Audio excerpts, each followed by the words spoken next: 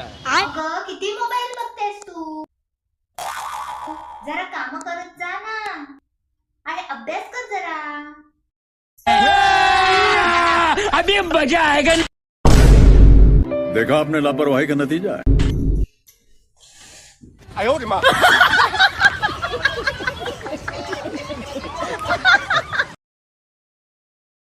अरे धक्का मार. अरे तू जा रही. अगं कशाला? काय झालं गाडीला? चावी दे. अरे हा.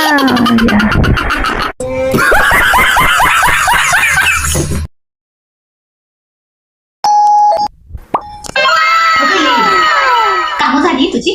आज कंटाळा आलाय ना? हो कंटाळा येतो ना? माझी पण कामं लवकर झाली ग. आपण एक खेळ खेळूया. प्रश्न विचारते मी तुला. विचार ना. तुझं उत्तर जर चुकीचं आलं तर तू मला 100 रुपये द्यायचे. चालेल तुला? हा विचार तर. एक असा प्राणी आहे, त्या पाय 6 आहेत, डोके 6 आहेत, हात 6 आहेत. असा कोणता प्राणी आहे?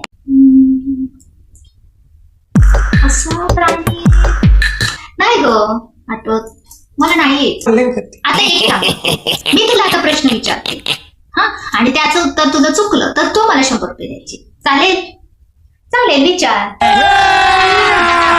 बघा मजा आएगा ना भिड़ो. तू जो प्रश्न मला विचारला त्या प्राण्याचं नाव काय?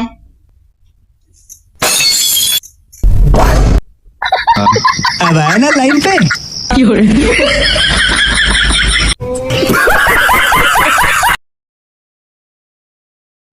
अगं सुनबाई, या घरची चावी माझ्याजवळ दे. अहो आई, किल्ली ठेवा तुमच्याजवळ. माझ्याजवळ कुलूप आहे. या घरची मोठी सून आहे ना मी, आणि कुलूप शिवाय किल्ली काय काम करू शकते? ठेवा तुमच्याजवळ.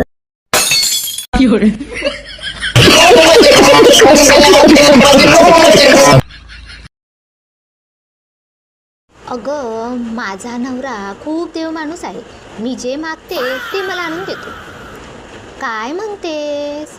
नशिबान आहेस बाई तू. माझा नवरा देव माणूस आहेच, पण ज्योतिषी पण आहे. कसं काय ग? अगं मी काय सांगणार आहे ते याच्या अगोदरच त्याला समजतं.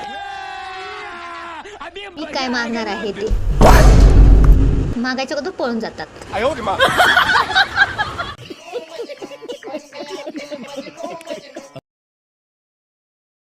अगं आई, काय ग? मला जेवण बनवता येत नाही ग.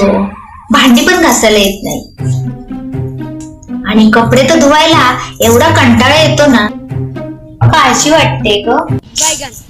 हा नको काळजी करूस तू. तुला काळजी वाटते ना ग माझी? अभी मजा आएगा ना भिड़ो. अगं मला तुझी काळजी वाटत नाही. मग मला त्या बिचाऱ्या जावयांची काळजी वाटते. का का